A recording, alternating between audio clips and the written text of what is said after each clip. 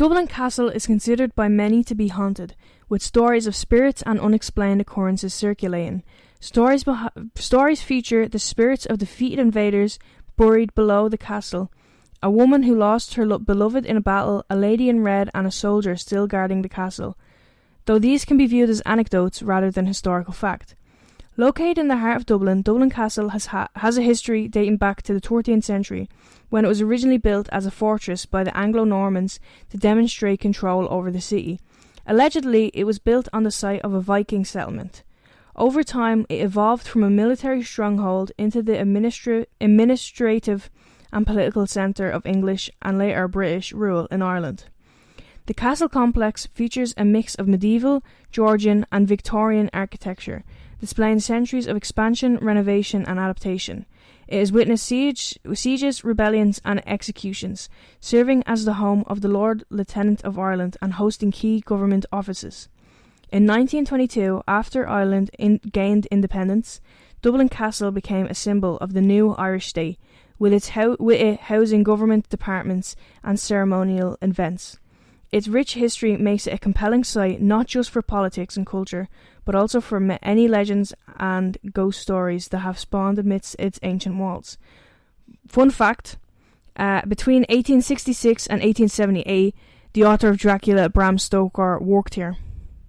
Yeah, I remember seeing we went there before them and we saw the little... yeah, my dad said, I don't remember that. You could see his desk and all still there. You can like peep through the window and you could see... Bram Stoker? Yeah, well, they don't know. I don't know if it's... But they say it's his desk, but it could just be. But it is, yeah. It's like here. And it looks like the desk that Kermit writes in Muppets Christmas Carol. Like, that's what I thought of. I was like, imagine I'm just over there. Apparently, yeah, we have been. Yeah, we've been there. It's at the back. It was like a little... It's a very, very small little... Yeah. It's not like in the castle. It's like on the grounds. Yeah. Because I doubt they would have let their servants... He was what? A groundskeeper? I'm not sure. I just know he worked there. I think he was one of those... Yeah, I think he was like a groundsman or groundskeeper, Willie. Two. Yeah, that's... Dublin Castle's... I'm thinking of the right place, am I? That's like... Next to Dublinian the Chester B... Yes, I think so. That's what my dad said. Next to the Chester B.E. Library and the Dublin Gardens. Yeah. No. I know. I was thinking of... I'm thinking of... It's quite big, actually, when you actually think of it. Because there's a back to it. Like, there's a lot of people that see the front where you see the bridge that goes over the road. That's just kind of like the front facade and church, I think. I'll be discussing in this episode the Countess of Kildare, the famed Lady in Red, said to wander the castle halls in her flowing red gown, bound by her tragic fate. A woman haunting the building in the upper yard, waiting for her beloved who died in battle. Phantom footsteps that echo through empty halls, sightings of a spectral soldier forever on guard, an account reported by a Garda sergeant in 1955 in which he describes eerie occurrences, and the castle hosting a paranormal investigation. One investigator even claiming that no team has ever been allowed in Dublin Castle before. So much history has taken place there that I have a strong feeling this will turn out to be the most haunted building we have visited. So has no one been... well, that's what he said. So, like, because they do tours and stuff like that, no? He said that no... You're not allowed... No I think it was more like an official paranormal investigation took place. Sorry. I could go in... I suppose I could go in with, like, a little... Are they going to frisk me if I bring in a... What's that little thing from Phasmophobia? The little colours? That's what I'm thinking as well, but I can't think of it. EMF reader. EMF reader, that's it, yeah. Or the one that goes... They'll hear it in my bag. Spaghetti.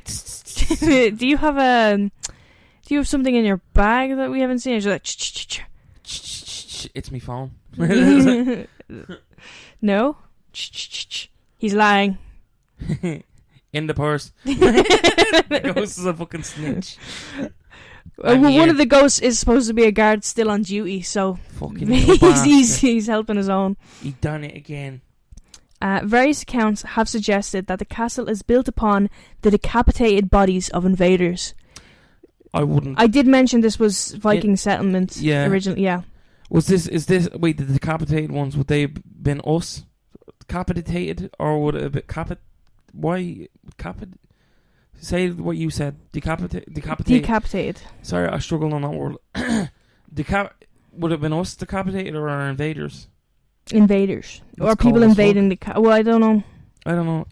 If it's Viking settlement, it sort of depends. No, the castle was built on... Yeah, so it would have been Viking settlement. Yeah. Invaders. Yeah, and Dublin used to be a dock for the Viking. The Vikings used to frequent Dublin docks. I think we ended up merging with them. A lot of people thought that they tried to wipe us out, but instead they were just like, not gonna fight them anymore. Let us breed and create glorious red-headed children. I'm quoting something, I can't remember what I was reading. There was like a Viking who was like obsessed with red hair. I can't remember his name. And he was like, but it reminds me of the Game of Thrones character. There's a little red-headed fella, and he fancies the tall blonde woman. It's like that, but in reverse. But yeah, you continue. Whose spirits might still roam the grounds.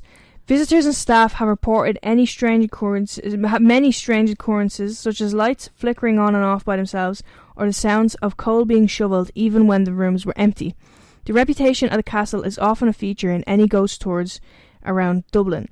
A frightening legend associated with Dublin Castle suggests that it was built upon the decapitated bodies of executed invaders. According to the story, the bodies of these people were buried beneath the castle's foundations, and their restless spirits now haunt the site. This narrative is often used to explain the different ghostly phenomena that is reported in the castle, like sightings of spectral soldiers and the eerie sounds of phantom footsteps. But it is important to know the story is part of local folklore and does not have concrete historical evidence. While there does happen to be documented archaeological evidence of decapitation practices in medieval Ireland, especially amongst high-status individuals, there is no verified record of these practices happening at Dublin Castle. So stuff like that happened. Yeah, maybe not Dublin Castle. I wouldn't put it past it. It's a castle. We're not. The castle we're not grounds. sure. And especially because it was it was like a dockland and stuff like that. You can't really check the foundations because it's so old. Yeah. So, that's why I think it still has a little bit of... Unless we go in with like a shovel. Yeah, but the foundation, I don't know. It's quite well built. The Irish are known for our construction. Yeah. I was going to say something, but I can't remember. Dublin Castle. Yeah, we went to Dublin, like 2 years ago. Yeah. And... I don't know where you were going across the bridge, that goes over the road. Yeah. And I was just like, I don't know why I didn't. So I was sitting by the elevators, or not by the elevators, like at the top before you go up to the tower or whatever. Yeah. So if you've been there, you'd know what I'm talking about. So I was waiting for them to come back, and it's just cold, like it's fucking dead cold. I don't know if it's limestone, but that in itself is meant to be supernatural. Yeah, cold spots. Because it's limestone. Limestone is a very cold rock, but it's also made from basically the corpses of anything in the ocean and stuff that's like. So they say a lot of cultures and stuff like that say that kind of is a magnet for paranormal activity and stuff. But it's one of those. I was talking to. I can't remember. We'll get into it in one of the episodes. There's one I wanted to do that covers that.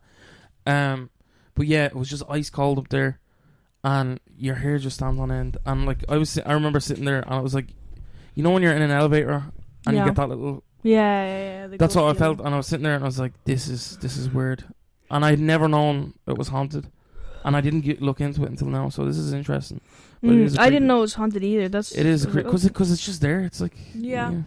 I feel like they don't really mark it as haunted. They're just like... Yeah, I think it would be probably better because some it's always... ghost tours do. There's always... ghost tours, but I think marketing it publicly, it is quite the tourist destination, like school children and stuff. Yeah. And Americans fucking love it. Because every time you go back there, past there, it's like, oh my God, like, I love Ireland.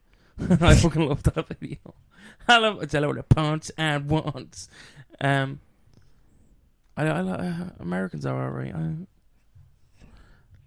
Why'd you go quiet now? In 1955, a Garda sergeant recounted an experience he had while stationed at Dublin Castle for the Garda Review.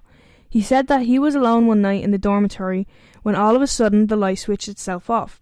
He switched it back on and checked that he was by himself, and sure enough he was alone. Then he heard the sound of coal being shoveled into a fire in the nearby kitchen, but upon further investigation he found the room empty and that the coal and shovel hadn't been disturbed. That's a very specific sound, which kind of gives it a little bit of a... Ooh. It isn't, no? Yeah, because... Like, that's... You could say, like, oh, I hear tapping. Yeah, the coal being disturbed, specific... That's a very specific sound, which... Yeah, it kind of gives makes it it spooky. a little bit. If you were making it up, you'd be like, yeah, I heard the sound of... He also said footsteps. Lots of people say they hear echoing footsteps. Ghost gotta walk. If I was a ghost, I wouldn't walk. Unless you had to. Yeah, you If I had the choice, I'd levitate. I don't know whether or not you get a choice. I'd levitate like a cartoon character when there's a fly on a windowsill. Yeah. That's the way I'd levitate. The most famous ghost that allegedly haunts the walls of Dublin Castle is the Lady in Red. She is believed to be the spirit of the Countess of Kildare. Legend says she was a noblewoman whose life ended in tragedy, and since then she has been condemned to wander the halls of the castle for eternity. Witnesses have described her as a tall figure wearing a flowing scarlet gown, drifting through dimly lit rooms and staircases in silence. Some have said that she appears in moments of unrest. You can tell she is about by an inexplicable chill or the faint rustle of fabric. The Countess of Kildare's tragic fate is at the heart of the Lady in Red tale. Some suggest she lived during a time of political turmoil when alliances among Ireland nobility often shifted with devastating consequences. Some stories claim she was accused of treason or infidelity, leading to her disgrace and a violent death within the castle walls. Others whisper that she took her own life after being abandoned by the man she loved, her spirit leaving a permanent stain on the place where she died. Whatever the truth, the tale insists that her anguish bound her spirit to Dublin Castle. Condemned to walk its halls forever in her crimson gown, a reminder of passion, betrayal and sorrow. While specific documented quotes from individuals witnessing the Lady in Red at Dublin Castle are scarce, there are numerous anecdotal accounts and legends surrounding the apparition. One such account describes the Lady in Red as a tall figure in a flowing scarlet gown, drifting silently through the castle's corridors and staircases. Witnesses have reported an inexplainable chill in the air and a sense of unease when she is near. Among the most unsettling reports from Dublin Castle are the phantom footsteps that echo through its empty corridors. Guards and visitors alike have described the sound of heavy boots pacing steadily along stone floors, often in areas where no one is present. The steps are said to pause abruptly or vanish altogether when followed, leaving only silence and unease in their wake. Some believe these belong to long-dead soldiers who once patrolled the castle grounds, still bound to their posts by duty. Others think the sounds are restless echoes of centuries of power, betrayal and imprisonment that marked the castle's past. Whatever their source, the footsteps are a chilling reminder that Dublin Castle's history may not be entirely at rest. Another ghostly figure is the spectral soldier, often seen standing watch as though still guarding the stronghold centuries after his death. Witnesses describe a tall man in faded military dress, his features pale and indistinct, lingering near archways or in shadowed corridors before vanishing without trace. Some accounts say he appears during the quiet hours of the night when the castle grounds are nearly deserted, silent vigil broken only by the sense of being watched. Many believe he is the spirit of a long-forgotten guard, bound by duty to protect the castle even in death. Well, I think that's kind of cool. He's like our farming. Yeah, that's cool as fuck. But also at the same time, like clock out. Imagine like the overtime he's due. He's gonna be rich in the afterlife. They're not gonna pay him. They're gonna be like, what do you want from us? Like, you can have a couple more years patrolling, and then you're retired. Another story from Dublin Castle tells of a woman haunting the upper castle yard, forever longing for a partner who never returned from battle. According to legend, she waits silently in the shadowed corners of the courtyard, her presence marked by a sudden chill and the soft rustle of her gown. Witnesses have reported fleeting glimpses of a figure in muted period clothing, standing as if watching for someone who will never arrive. Her tale is one of enduring love and loss, a spectral reminder of the personal tragedies entwined with the castle. The story captures more of the human side of the castle's haunted reputation, showing like the woman's filled with grief and devotion. Yeah. It's more. I think it's more of a lovely one than like a scary one. She's just like waiting for someone.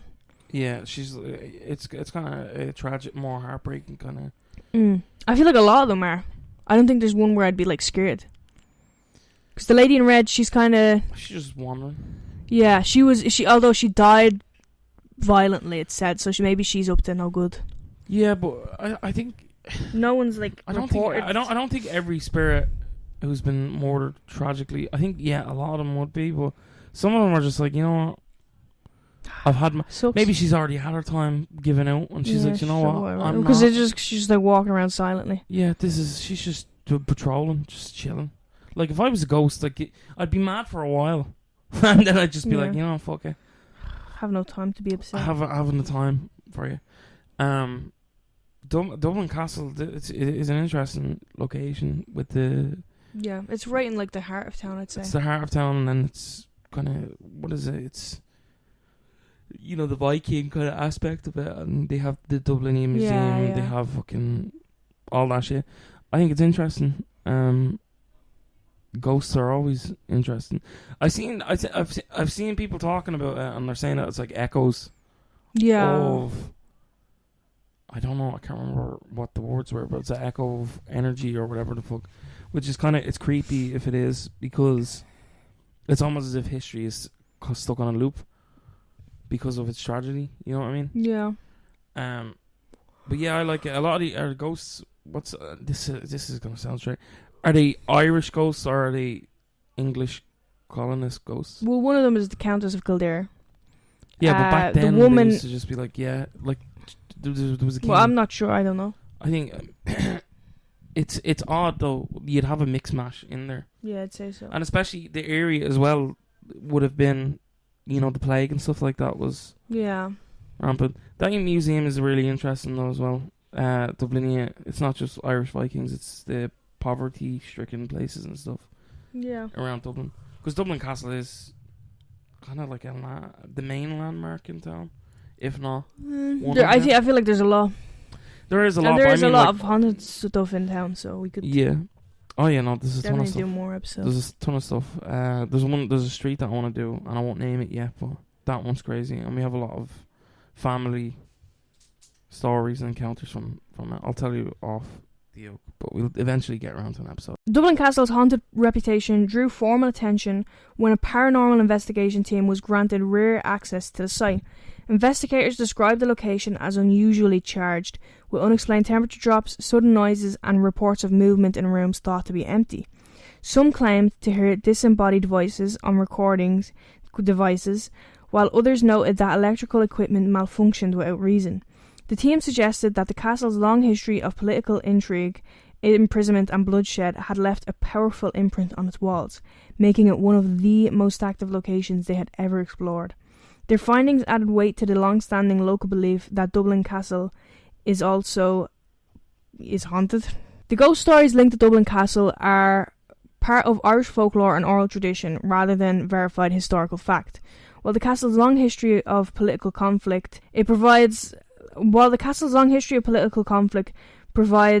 room for legends, there is no conclusive evidence that these hauntings are real. Paranormal claims rely on eyewitness accounts, personal experiences, and interpretations of unusual phenomena, which can often be explained by natural causes such as echoes, drafts, or the power of suggestion in an atmospheric setting. Several theories have been suggested to explain sightings of the lady in red. Okay, so I have a couple that I'm going to go through, but they do kind of get samey. Yeah. For the explanations. So the lady in red could be explained with psychological expectation. Visitors primed by ghost stories may misinterpret shadows, reflections, or fleeting movements as a red-clad figure. The power of suggestion is especially strong in dimly lit historic buildings. Architectural illusions. The castle's old mirrors, glass panes, and even uneven lighting can create the impression of a figure moving. Rich red drapery or decor in certain rooms might also spark mistaken sightings. There's the residual haunting theory. Paranormal enthusiasts argue that highly emotional events such as violent deaths or tragedies leave an imprint on a place, That's what I was replaying like a recording without conscious interaction. So it just keeps happening again and again and again. Yeah, it's kind of like a loop. That's quite tragic, but I don't really buy it. There's symbolic folklore. In Irish legend, a woman in red often embodies passion, betrayal, or tragic love. The lady in red may be less a real ghost and more a cultural archetype projected onto the castle's past. The mysterious phantom footsteps of Dublin Castle. Okay, yeah, and then here's theories about what the footsteps were. Okay. Do you want to talk about what the lady in red could have been, what you believe, or? I genuinely believe in apparitions and I believe in ghosts. Dublin Castle is one that's steeped in it. Again, limestone being kind of like a conduit. Yeah. I believe, I believe that there could be a lady in red.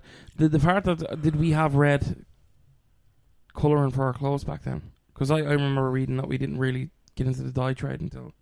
Oh, I'm not sure. She's wearing red. Is she wearing red or is it just blood soaked? Oh, creepy. I don't know. I think it's plausible. I think it could just be a spirit that's kind of maybe our appearance kind of marks the kind of history that's there, but I think it is a genuine spirit. Yeah, I don't know personally. I don't know. I haven't seen any. Well, I don't remember even being at Dublin Castle. It's quite a large place. Yeah, I would want to have an experience there to say whether or not I believe. Yeah, it is very cold in there, but also a point that I want to make with a lot of it is, I don't think everybody is capable of experiencing ghost phenomena and stuff. I believe it's down to senses, and I know that sounds strange, but when you look at it, it's sight, smell. I think there's a sense, and whether you're in tune with that, that's why a lot of children tend to see spirits that others can't. There's a lot of phenomena with it. Now, having said that, I'm not saying that every person who says they've seen a ghost is telling the truth. When I look at, because I've had a couple of experiences. When you've had experiences, I think you know what to look for in other experiences. Yeah. And I think a lot of them are overly fantastical. The only one that I really buy was the Garda, because it's very specific. Like if you were gonna make up, you could have just said like footsteps or tapping, and that is a common thing. But the lights such up as and cold then he went to check. It wasn't just like It wasn't I heard it and ran. He genuinely heard, and he could describe what he heard. Do you know what I mean? Yeah.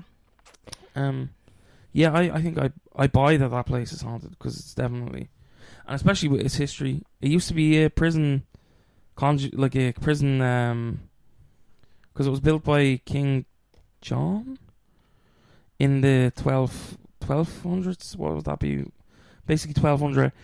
Then it was a prison yard, and then hang on, I had the history up here. So in 1204 it was constructed. The castle was constructed under King John of England. Then in the 13th and 16th century, the castle served as a fortress and military stronghold. So then, again, like a lot of, soldiers would have been dying there. And then, you have the castle was used as a prison and a centre for government administration. That as well would have, there's a lot of deaths there. And then it was restored in the 20th century. But again, like I think it is a location that would be, if I was to be like, to name a location that would be haunted, that's one of them, because of the tragedy and stuff like that, and especially the land that it sits on. I'm thinking, you haven't seen BBC Ghosts, but you've seen the other ghost show. I think that'd be like a fun little setting for it. Imagine all the ghosts. There'd be the soldiers, there'd be Viking, the lady in red. You got like a girl who's looking for a fella. You've got that one guard who's just like ore farming. Yeah, he's just wandering around. He's just like he's like locked in, dude. It is quite a tragic little location. Yeah.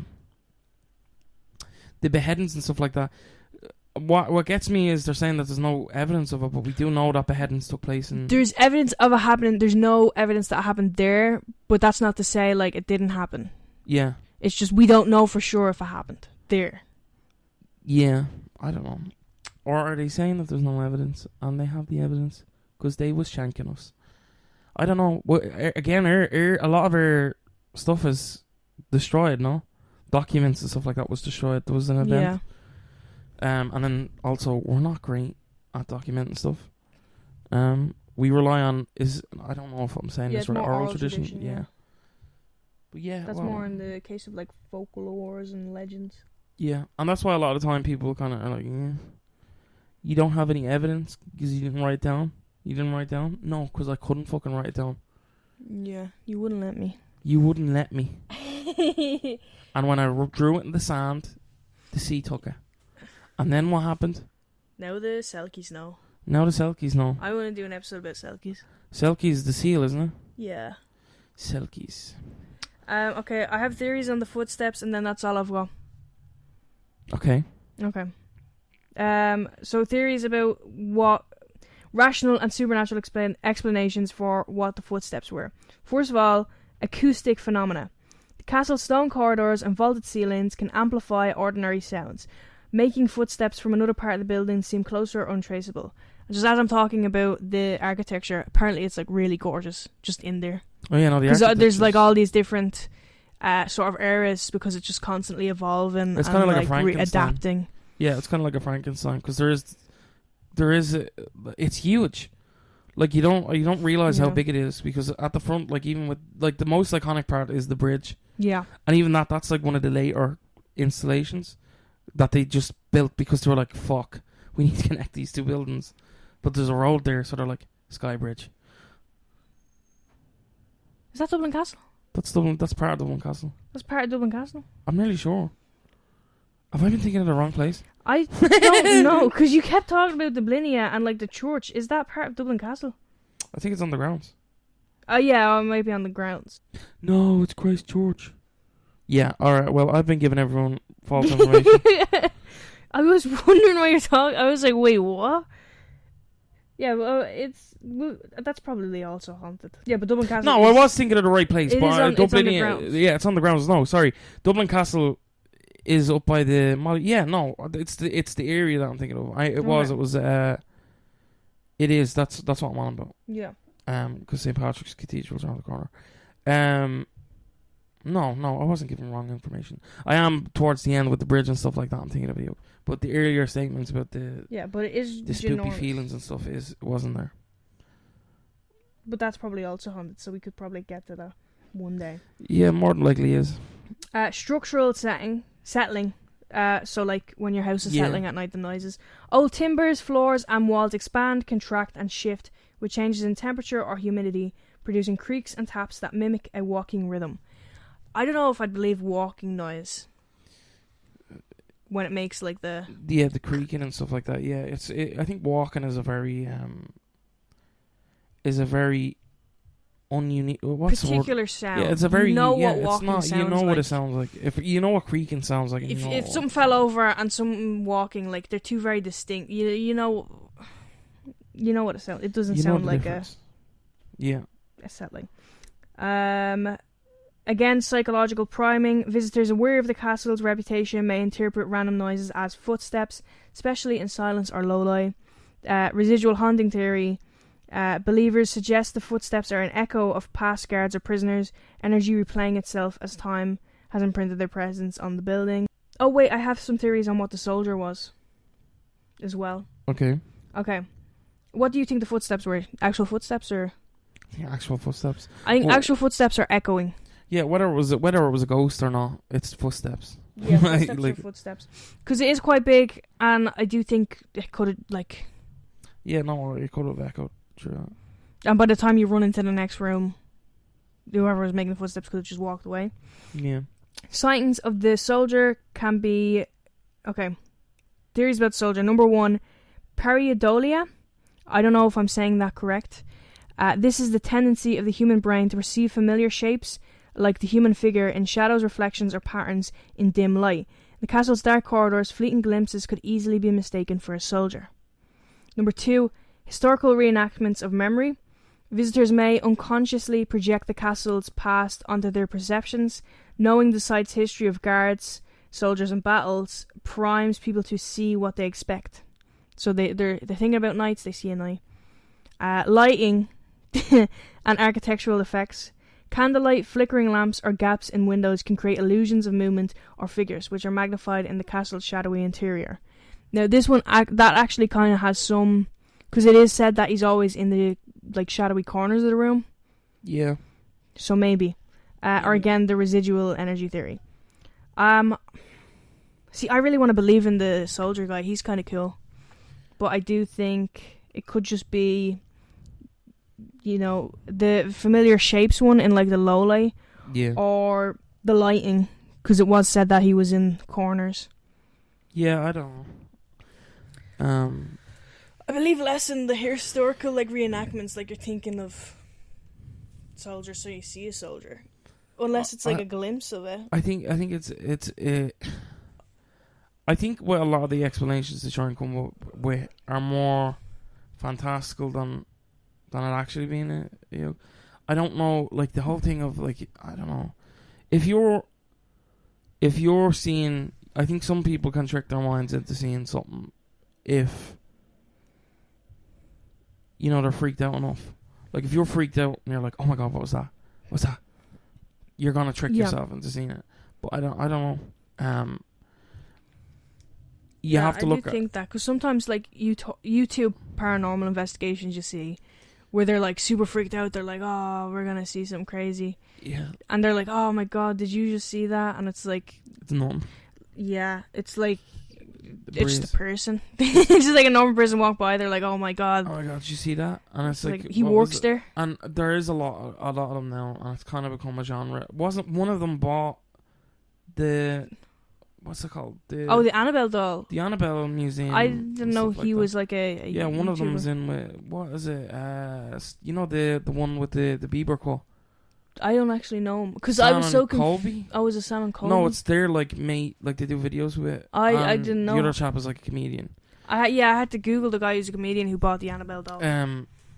I don't necessarily. I have an issue with the Warrens. And my issue is that they create a lot of misconceptions with the spiritual world and stuff like that. And I think a lot of the stories, they basically colonized them. Like with the, what's the word? Not colonized. What's the word for when you take someone else? No, when you take somewhat gentrified. Yeah, but when you take somebody else's plagiarized. Plagiarized. Like the Annabelle story, they've kind of like, it's like, oh, we investigate that and stuff. But the actual Annabelle story has nothing to do with them initially. They like with the doll. They were brought in to investigate it at the end. They took the doll, they crashed. That was the length of their story. But now it's kind of, they made a film franchise out of this doll that keeps appearing and stuff. And I do think the doll is... Yeah, no, the doll's haunted. The doll's probably that doll, evil. Robert the doll freaks me out. Have you ever seen Robert the doll? Yeah, I think the case is that a lot of the cases that they plagiarized, I think, had substance. Yeah. Their involvement didn't. And I think I read on... I don't want to get into that. But a lot of towards the end of their career, they did start making up stories and stuff like that. Yeah, I think it's like kind of... Like Amityville and stuff like that was... It's a smidge, I don't know, narcissistic to build a franchise on yourself, a film franchise, and then give yourself superpowers. Yeah. Because she has superpowers in it for some reason. Yeah, what?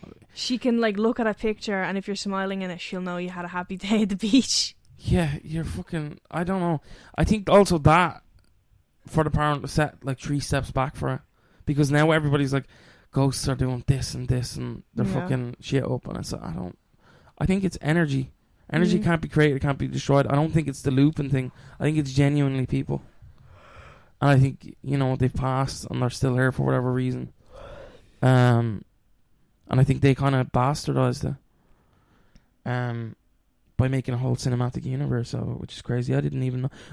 Figuring that out, I did not know that was like a cinematic universe, because I was looking at the ads for the new one. Yeah. And they're like, yeah, no, this one last case. Did you not know that? And it's like, and I was like, what are you talking about? It's like people are like, oh my god, it's Endgame because the other ghosts are going to be in it. Yeah, no, they did that though. I think they did that. They did it where like... They did prequels and stuff to Annabelle. There was a girl who went to the yoke and like Annabelle gets out and she lets all the ghosts out or whatever. Yeah, what the fuck are you talking about? Like, it's crazy. There's so many. And then I think they did one in, they did La Llorona. La Llorona. And that was like... That's not even a specific spirit though. Yeah, that's like a whole legend. Spanish or maybe Mexico, is it? There was prequels, there was... spin-offs, crossovers, and it's just like you're ruining it. I don't believe them. I don't believe the warrants. I don't believe they had any true kind of power over any of that stuff. I think they just plagiarized a lot of other people's stories. As a horror movie fan, I just and also the films are just kind of a bit shit. I think The Conjuring I've seen just a bit boring. I watched the one with one from Kiss and Boot. Never seen. I don't know. She's a child. She's a child in it. Child. She's a child in it. I don't know if she's possessed. One of them's possessed, and they talk, and it's like a man's voice. Your mother. Yeah, it was something like that. What was it? You're no fun. Remember that scary movie? You're no fun. Your mother's here. Mom, get out of bed. You're no fun. That's a great movie. Yeah, I don't know. We got off topic a little bit, but yeah, ghosts. I believe in them. I don't believe everybody can perceive them. I don't think every ghost story is true, which is contrary to. That's also the culture on YouTube. Anything that happens, rather than that's why I like is it Watcher? And they used to be BuzzFeed Unsolved. I like them because they're kind of, if something weird happens, it's genuinely entertaining. Yeah, because sometimes it's like a red circle, boom sound effect. Oh my god, Vine boom. You literally, and it'll be like that? It'll be just like the wind will blow a door, or like a board will fly away, and they're like, oh. Or like they're playing an EMF yoke and it's like hooked up to a radio. They're on like a place that is a public place and they're doing a yoke when it's still like open and there's people there and then they'll hear something talking and they're like, what? And it's like, no, that actually just was a person. That was a guy. That's just a guy. It is, and it's becoming. They're kind of becoming, because there's people who genuinely just I think want to believe in all of it, and sometimes I feel like they go in and they do want to believe, but it's not. Yeah, it's. I don't blame the substantial evidence. Yeah, I don't blame the audience. I blame the people. No, but sometimes I don't even blame the people doing it because like they themselves actually. Some of the legit ones, yeah. No, but like, even some of the ones that aren't legit might actually believe. Like they're like, whoa, that's crazy. Like in the moment, even. I don't believe Sam and Colby. I haven't watched any. I don't believe that they believe in any of it. I believe they manufacture stuff for reaction, and I think sometimes when they genuinely get scared, it's because they didn't plant that evidence. You know what I mean? Oh. So when they're scared, they're like, "Oh my god, it's real, it's real."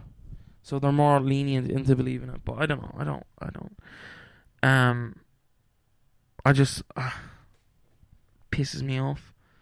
But yeah, we're rambling now. What do you think of this, Mal? Do you reckon ghosts? I'm not sure.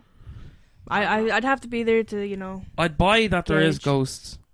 I can't say that there absolutely is, if you get me. Yeah. Does that make sense? But yeah, what were we saying? A cage? Did I hear cage? Cage. I thought you heard I said I'd have to be there to gauge. Oh, gauge. How I feel. Maybe I did say cage. We could just. Do you know what? I reckon we send Replay. You with a GoPro. Send me with a GoPro. I will. GoPro. I'm going Thursday with me though. That's why I started looking into it. So I'll get the GoPro. For why? I wanted to go Chester Beatty and I was like, oh, that's right next door. Fair enough. What the fuck is Chester Beatty? It's Chester Beatty Library. Laboratory. It has lots of exhibits. It's fucked up that the Book of Kells is paywalled. It's a fucking paywall on Irish heritage. The Trinity College has done worse. There was a skeleton that was like dug up. It was to do like phenology and all that, like the belief of skulls showing like how smart someone was, and that was like used against the Irish. They were like, here's a stupid Irish skull that knows nothing, and here's a genius British skull who knows it all. But there's this, he had a the British skull has fucked up teeth, like in dude. he had like something wrong with him, and they dug up his body, or like when he died, they just took his body and they brought it there, and they just had it on display, and it's like that. I think that's fucked up. It was, and there was another one. There was the skulls of Inish Fawn or Bone or something. There was one. Maybe we could do an episode on this one day. It was like they had a load of these different skulls. I think they might have recently returned it, but it was. Yeah, there's a ton of air shit that's like not. A lot of Irish possessions are in the English museum kind of circuit. But bodies being on display in museums and shit like that always just seems weird to me. Yeah, no, they returned the skull stolen from Inishbofin. It was stolen from the Irish island of Inishbofin, and they kept... 2 academic headhunters had robbed from the ruins of a medieval monastery on the island off the coast of Galway in 1890. They just had it in Trinity. Yeah, just that. But they apologised. They put out a statement. That's great. No, but in fairness, like the person... Gary. Yeah, but it's not like the same person. Like someone just Yeah, came into the like thing and was like, "Why do we have this? What's all this then? Why is it? Where did you get this? Oh, you robbed it from a church." And like I saw before, like they had their journals where they like talk about finding the fucking skulls in the monastery and all like that, and taking it. Like, oh, we just took them. Absolutely mental. I do think maybe there's you could do a whole spookiness about. You could do a whole season. I definitely think if you dig up a corpse or like desecrate a corpse, you're opening a can. There's probably some bad energy going your way, my friend. Yeah, you're. I don't, because isn't the Natural History Museum is meant to be 13 skulls. That's 13 people. We're just like not buried, and then displayed in a case. Yeah, it is. I don't think anybody should be. In an age where we Unless you want to. In an age where we have imaging, right? We can recreate bones and restructure bones using 3D printing and whatever. Why can't we, if they're initially dug up, make plasters of them and rebury them? Yeah. Because my point is, a lot of it is you can do it down to the fine details, but I don't know. Maybe we don't want the good karma as a culture. But yeah, that's all I've got. Yeah, that's what we have for you today. We ranted towards the end, but rambled. Sure what we're gonna do about it. I've been Dylan. I've been Melissa. I don't know if I like this. I don't know how I always feel weird doing it. Yeah, I don't like it. And I don't know where it came from. Oh yeah, we forgot to do the Paddington. Well no, because the witch trials. Paddington would not have it. In the castle, he would just make friends with everyone. No one, even in this castle, around. No one is like hostile necessarily. There's been no cases of like, oh, the ghosts are gonna hurt me. Yeah. It's just like, oh, I heard something ghostly. I've heard a noise. I heard footsteps. I saw something, but it's not like, they tried to stab me. Yeah. They tried to eat my face. They seem pretty chill. No, and do you know what? I think I can never go near Annabelle actually before we end this. I wouldn't go near her. Because I giggled when I was watching there was a BuzzFeed Unsolved episode, and it was like... when your man's talking about him choking her. Yeah, and I know, like, it's not the actual doll choking him, but, like, I giggled a little bit, and I'm like, I would definitely be murdered. Like, yeah, I would... Because you have to be... I just she would snip the brakes on my mobility scooter. Crazy. Could I not just do her, then? Not in that way. Like, do her, like well, sue. No, because there's no evidence. Because people have died in like motorcycle accidents. Yeah, but like I just cancel her. But like she's picking on the disabled. She snipped the brakes on the disabled man's. I don't think she cares. I think she would like kill you before. I think sue. Yeah, probably. But yeah, Robert the Doll freaked me out a lot. Robert the Doll's weird. I used to be like, I fear him more than Annabelle. Yeah, I do. They should do a Freddy vs. Jason film. Let's get a cage match. Push them we'll together. Get Annabelle. We'll get Robert the Doll. We'll empty them into the cage match. A little miniature octagon. Just like a little cage See match. what happens. Nothing happens. They're just sitting staring at two dolls. It's like, but then once you leave, it's like the music video for Radioactive. Yeah, I do remember that. Who would win? Probably Robert. He seems like he got that dog in him, and he's older, isn't he? I don't know. But yeah, we'll catch it in the next one. Ponder over that if you will. Bye.